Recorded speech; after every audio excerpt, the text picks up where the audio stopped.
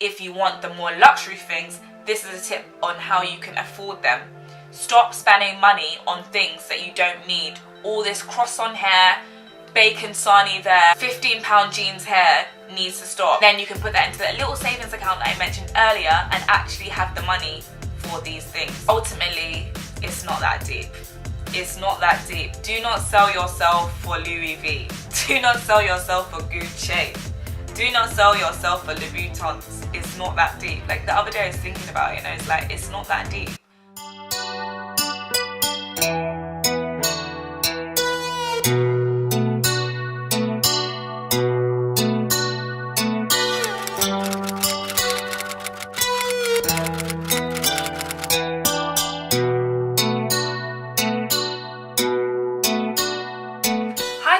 Welcome back to my channel. So today I'm talking about how I afford luxury items, how I'm able to go on holidays, how I afford the things that I want in life, and how you can also afford those things as well. So if you're new to my channel, I would love it if you would subscribe. So hit that subscribe button right now. Let them followers go up and up. I'm gonna wait. I'm gonna give you a few seconds while you subscribe, people. Alright, I'm done. Before you even get into these luxury items, I think if you're not, then just like fast forward. But if you're quite religious, like I always tithe and save because I think God gave me the money, so let me give it back. And then I also like have a mood board of all the things that I want to buy and I put them on my mood board. And for me, I think that's a great achievement. Obviously, it's not just luxury things. It's like having my own house, having a car, all these type of things. But whatever I want, luxury or in the future, I always put it on my mood board and then I can visualize it and then I can see it for myself. I think that's a good thing to do because then you're preparing your mind to have it, so when it actually happens you're like, yay, I got the bag. Some people don't believe in like religion or like the law of attraction or the power of the mind, so if you don't, then just skip this step. But I always visualize. Like I had my Givenchy bag on my mood board for like a year and a half, and when I got it I was like, took it off the mood board and I was like, yay, yes girl, you did it. I probably could have got there quicker, and I'm going to mention some of the steps that I now take when I want to buy things. Let's go straight in on how to actually get money, or what I've done personally to afford the things that I have in my wardrobe. First things first, you need to start by having a job. If you don't have a job, how are you able to afford those things? How are you able to know how hard it is to make money?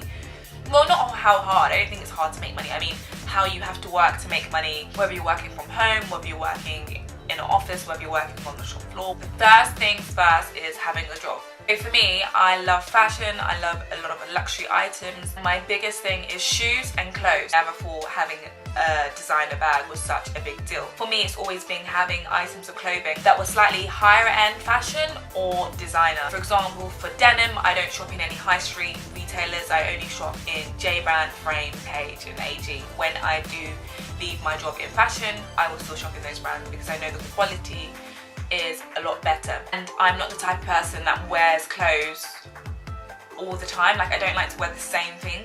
Like it really irritates me when I see like bloggers wearing the same thing all the time and I like know your whole wardrobe. For me, that's just, you talk about fashion, we should see a range of fashion. We shouldn't be seeing the same thing. So because those are the two things I always think about, I always think, how can I get money to buy the things I want or to do the things I want?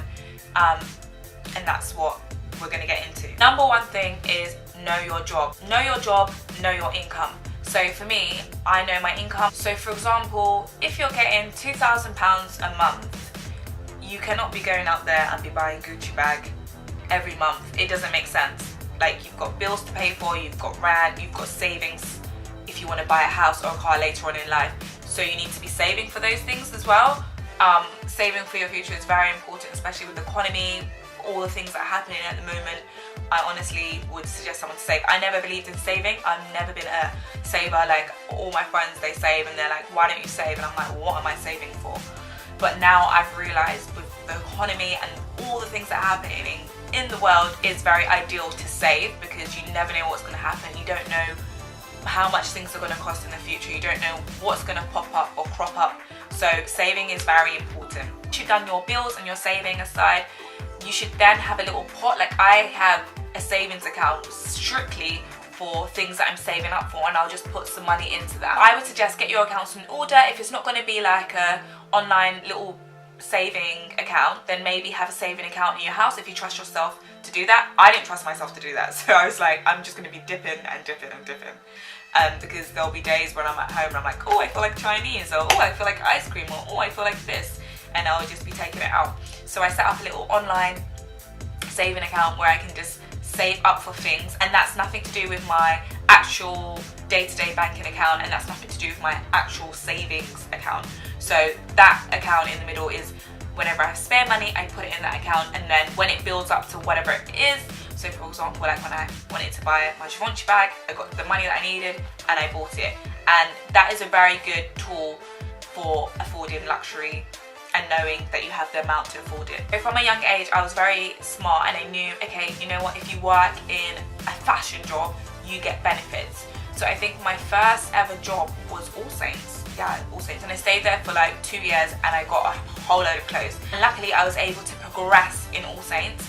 So then my clothing allowance, you know, exceeded, and then I was able to buy like leather. So I bought like leather jacket, leather pants, bought a sequin dress, and I bought a sequin skirt. I bought other things, but I mean those were the big purchases that I was able to get on my uniform on discount for nothing basically. And then I went on to work for Ralph Lauren, and I got a lot of goodies from them, and then I went on to work for Selfridges. And as much as I complain about Selfridges, like, it is the dream job. You know, when you work for a brand, you get gifted a lot of pieces because you're selling those products, and you need to inform customers of how great the product is. It's always good to start with a high street job because when you're younger, you don't really care. Like, I'm gonna be honest, you don't really care about the job, you're just there to pass time. When I progressed and worked in Ralph Lauren, like, it was a change of work ethic, it was a change of opinion, because I actually cared about my job and I actually wanted to progress. In turn, that made me work harder, make my work ethic stronger, and also you was receiving commission as well. So along with your salary, you're receiving commission. That is another thing. So what I would do is I wouldn't spend my salary on luxury items, but I would use my commission to buy the luxury items that I wanted. So I had separate streams of income which would allow me to afford luxury. Another tip is to not spend money on the small things. So what I did was I realized, wait a second, like, I've been saying I want to buy these Christian Louboutins for nearly a year now, and I haven't bought them. Why is that? I looked at my outgoings and I'm seeing Greggs, I'm seeing Sainsbury's, I'm seeing Pret a Manger, and I was like, listen, all of this built up could buy those things. So how about I scrap it? I'm not going to spend $2.99 here, $1.99 here. I stopped all of that high street shopping because I realized, wait a second, what I want to do is have luxury items in my wardrobe, which is not a bad thing. If that's what you want, that's what you want. Not to say I don't have all these lower end brands in my wardrobe. I do. I'm just saying, if you want the more luxury things, this is a tip on how you can afford them. Stop spending money on things that you don't need. All this cross-on hair, bacon sarnie there, £15 jeans hair needs to stop. Then you can put that into that little savings account that I mentioned earlier and actually have the money for these things. So another way to afford luxury, my favorite things, Depop and eBay. My sense of style has changed so much. Like, I think before I wanted to impress people, so I noticed back in the day if I was dating a guy, my style would correspond with how he was. So like, one of my boyfriends was very flashy and my style was very like Gucci down to the socks, baby, but we won't be dressing like that anymore. I remember I dated a guy who was very like alternative, and I was like there with the glasses and the, you know, lumberjacket shirts and the denim jackets, and I was very All Saintsy, ripped jeans. And then I was like, that's not my style. So now I found my style. All of my old clothes I literally stick on Depop and eBay.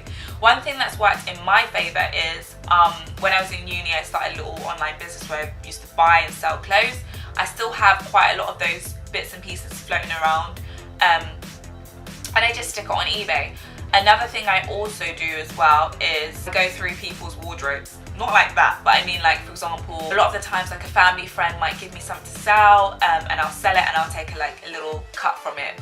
Just a 10% commission, it's nothing major. It's not going to pay the bills per se. It's not going to buy the whole bloody Gucci bag per se. But it does help to have something that I can then put in my little pot, as I mentioned earlier. Depop and eBay. Get rid of the things you don't wear no more. That is the most important thing. Another tip, which I've never done, is to buy secondhand. The only reason why I've never bought secondhand is because I work for a department store where I can just buy it at that price that it would be secondhand-ish.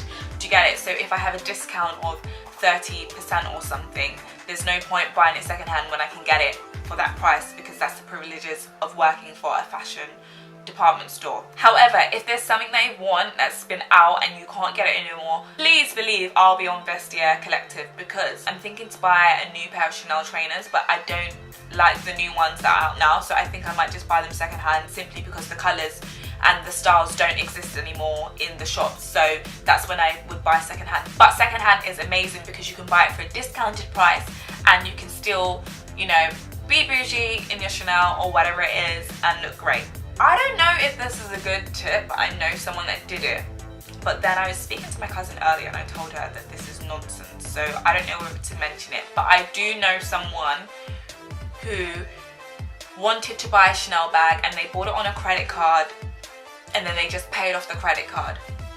That is another tip of affording luxury. However, now that I'm thinking about it, I did write this down, but now I'm thinking about it, I don't think it's a good idea to buy something on a credit card and pay it back. If you can't afford it, don't buy it, unless you are very sure of yourself that you are going to pay it back like that. That makes sense, because at the same time, people buy cars on credit. When you buy your house, you're buying it with a mortgage, it's on credit. But when you're actually actively taking out credit cards and loans to buy material things, that is just pure stupidity. Like, there's no point having all these things looking nice for the gram. When I say looking nice for the gram, I don't mean literally Instagram, but I mean, it's just the term, like, looking nice for the gram, for the people, for people around you, and then you don't really have anything to show for that. And then you are in debt. That doesn't make any sense to me. Like, I think pay your bills, always have your bills paid before you then go on a splurge.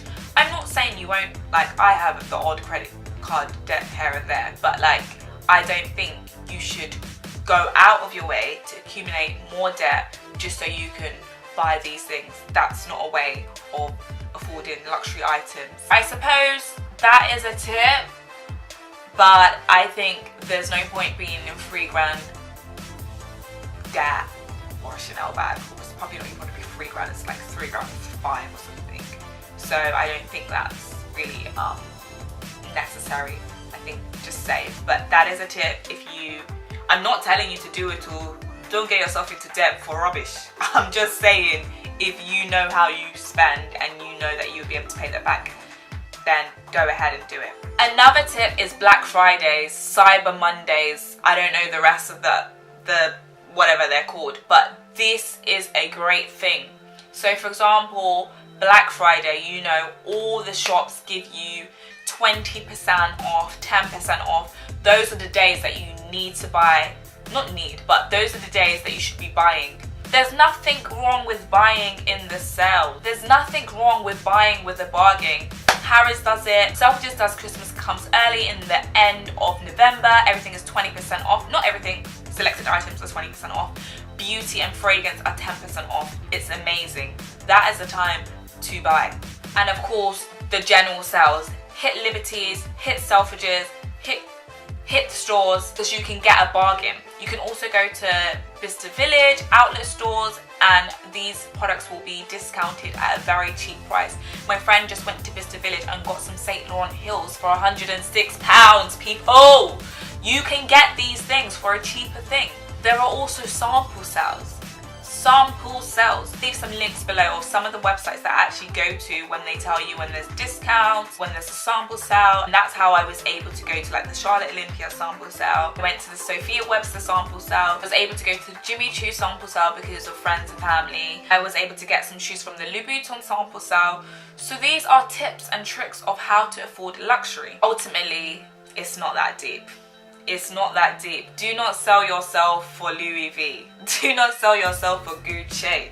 Do not sell yourself for Louboutins. It's not that deep. Like the other day I was thinking about it, you know, it's like, it's not that deep. There's no point having all these luxury things and you deep down inside you're not happy with yourself. You don't have house to live in, you don't have car. Mice are playing in your sitting room. There's no point. But if you're like me and you like luxury goods, those are my tips. Those are my tips. And that's all folks for now. So if you like this video and you think it could help someone, make sure you share this video, give it a thumbs up, give it a like, subscribe to my channel, and I guess I'll see you in another video. And remember guys, to always stay bougie. Don't get yourself into debt or just for Louis V. Don't do it.